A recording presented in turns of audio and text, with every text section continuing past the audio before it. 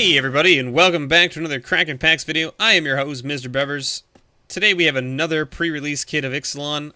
The release of this set is coming up fast, if it hasn't already happened by the time you're seeing this video. Basically, we're going to get into this. Let's see what we find. Hopefully this pre-release kit is got some pretty sweet cards in it for us. I'm still looking for my Growing Rights. I think it's Growing Rights, right? The basically the new Gaia's Cradle. We got a white die again, another white die. I swear they they said they were gonna make different color dice, but I don't know if I believe them. All right, did we get a flip card? We didn't get a flip card. Okay, so I can reveal that to you guys. There it is.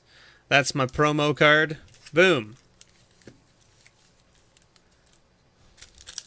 Alright, let's get right into these bad boys. I hope everyone enjoyed their pre-release if they played. Let me know how you did below in the comments or here in Twitch chat if you're watching live on Twitch. Just let me know. How did your pre-releases go? I'm curious. I want to know. Lookout's Dispersal. Grim Captain's Call. From graveyard to your hand, then do the same. Oh, interesting. Shapers of Nature. And, ooh, we got a Ripjaw Raptor. So this card is very good in Limited. I mean, it might just be good in overall. It's a 4/5 for 4, which is just great value. And then not only that, but if it's dealt damage, you draw a card. So, I mean, if you can, you can swing in with it, and they might just take it instead of trying to block it down, because then you get to draw a card if they do. And they may not be able to kill it, so they might not want to chump it, because then you draw a card in a, or they just might take the 4 damage. Or if you're in a tight spot, you can always leave it back and be like, hey, I'm gonna leave this back and just chump with it. Put it in front of anything you swing with, so that way I draw a card and eat whatever you swing with. Field of Ruin. Trove of Temptation. This is also a very good card with the Raptor, because you can make them have to attack you every turn. So if you have these two out, they have to attack, and then you're just like, I eat it and draw a card. I eat it and draw a card, right? And not only that, but then you get treasures every turn. So, not bad little combo. Adonto Vanguard. 1/1 for 2. Vampire Soldier. As long as Adonto Vanguard is attacking, it gets +2/+0. Pay 4 life, it gains Indestructible. Interesting.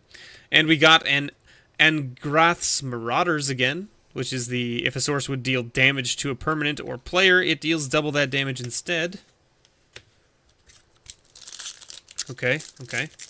So right now, I mean, I'm feeling the green for sure. Ryle is an interesting one, because Ryle deals 1 damage to target creature you control. That creature gains trample until end of turn. So Ryle with Ripjaw is pretty good, because you deal a damage, draw a card, and it gets trample. So now it's a 4... essentially a 4/4 with trample, which is not bad. Pounce is very good, so we got some decent good green and red cards here so far. Imperial Lancer, it's an interesting one. It's a 1/1 for 1 mana that gets double strike as long as you control a dinosaur. River Sneak. Ranging Raptors, which also has Enrage. So it's like Raptors is dealt damage, you may search your library for a basic land card, put it on the battlefield tapped. Very good. Hey, we got Kopala, Warden of the Waves. Spells your opponents cast that target a merfolk you control cost 2 more to cast. Abilities your opponents activate that target a merfolk you control cost 2 more to activate. That's pretty good. That's pretty good for a merfolk deck, especially with for 3 cost. Crash the Ramparts. Just a very good. It's not super amazing per se. Because it's +3/+3 for 3 instant speed, but it also gives trample, so it's good for swinging. Not so great for using as a block trick. Of course, I believe in, what was it, Hour of Devastation. There was the 1 green and a colorless, and give it +3/+3 and reach until end of turn, which is just a better instant in my opinion. Wanted Scoundrels. This guy's interesting.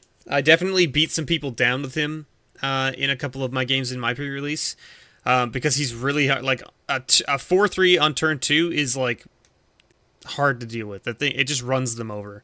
However, if they have a way to get rid of it on turn 2 or turn 3, it ramps them up really quickly. They get 2 tokens, right? Yeah, opponent creates 2 colorless treasure tokens. So they get 2 free mana out of killing him, basically, which is not great. Drover of the Mighty gets +2/+2 as long as you control a dinosaur. So he's a 3/3, basically, and he adds a mana of any color. So Mana Dork seems pretty alright.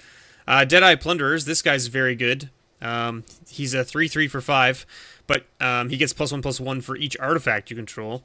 And then you can pay 4 and create a treasure token, which is pretty decent. Alright, so we got a Shaper's Sanctuary, which is decent for a good green deck, so not bad. Little rare there. We're still missing our Grove. We need our Grove, right? That's what we're looking for. Or we need a Mythic out of this one, too. So another Pounce there. Seems like green is pretty good for this pre-release kit, it looks like. Makeshift Munitions.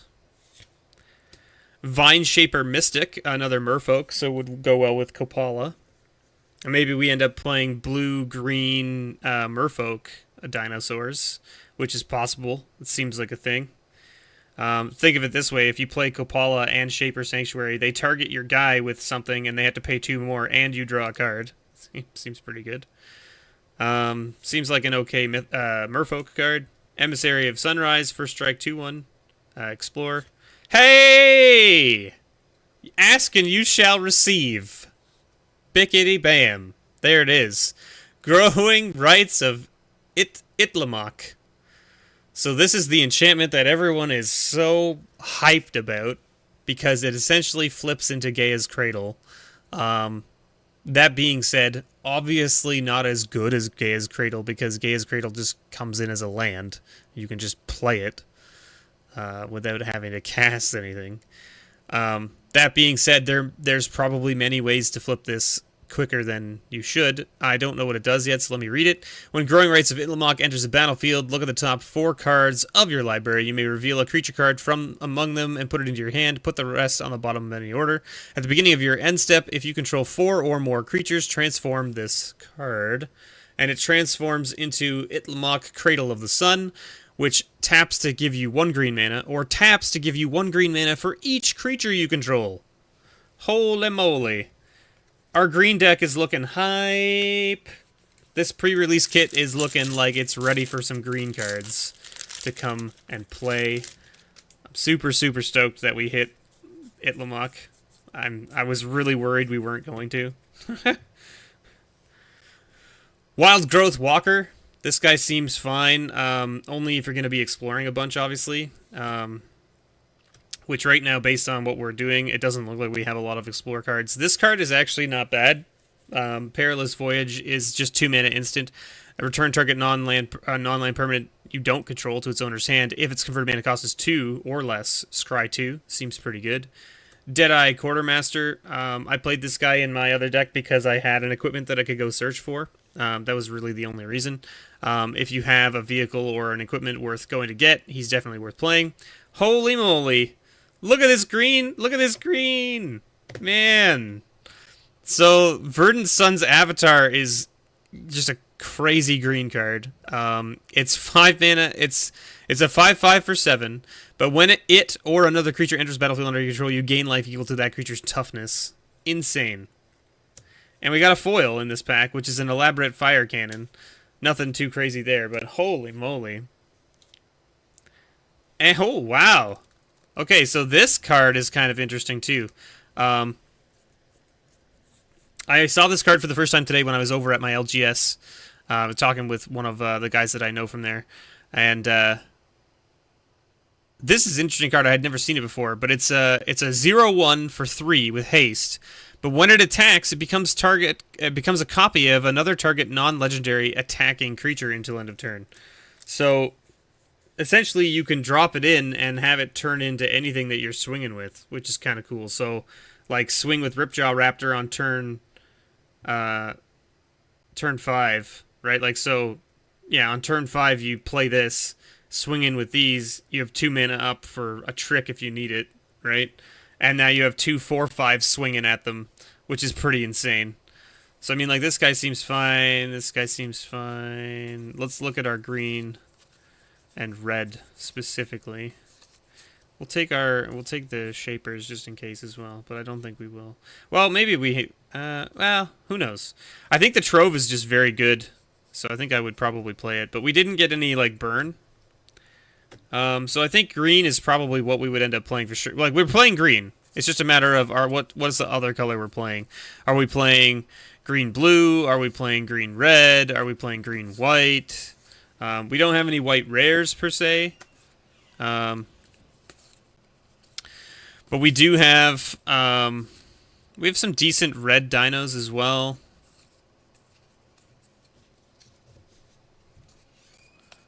Ryle is also very good for our deck because we have so many things within Rage so far. So I think you've got 2 Ryles. You're definitely going to be playing green-red. And you might splash white depending on what it is that you want to get out of here, because there are some decent white cards for removal, but not only removal, but also like things that have benefits for having dinos. So I think that you're probably playing green-red. And a lot of people play the green-red-white dino deck. Like, so this guy's not bad for the dino deck just because he's a big derp that gets in the way of all the tiny stuff. This guy's not bad for dino deck, obviously, because he makes your dinosaurs cost 1 less. And he's an 0-3 for 1, which is not bad. What else we got here? No. Like, this guy's fine. This guy's probably one of the best commons, probably, for limited, because he's a 2/2. He's a bear with lifelink. Who doesn't like that? This guy's very good for white. This guy's fine for white dinosaur deck. This is a good card for white. So, I mean, like, you might splash white just to, like, bring in some of your good other cards, depending on what you need. But, like, I think red-green is probably what you're doing with this one. Green for sure, obviously, and then, I don't know, you just kind of play whatever other color you want. Of course, we've got this guy, so he makes splashing things a little bit easier. Enter battlefield +1 on each of up to 2 target merfolk you control. Yeah, so you probably go with all of the green merfolk you have plus the dinos. So that way you have some nice. I mean, hell, maybe even go mono green if you can wheel it, right? If you can do it, right? I don't know, right? But I think you want to play green red. I don't necessarily think you want to play this guy. Like, you may not want to play this just because it's such a big mana cost for what it does, and you don't have a lot of burn to, like, kill things. At least we don't have a lot of burn in this deck, so I don't think you want to play this guy specifically. Maybe you do, maybe I'm just wrong about that, but I have a feeling that I wouldn't play this guy, I don't think, in this deck. I think I'm too aggressive, like, on the ground swinging, and this causes my dinos to die to their smaller creatures, and because my dinos don't have first strike or double strike or anything like that, they just trade, and that's not a good trade for me. I'd rather have the big things on the table stomping over the little things.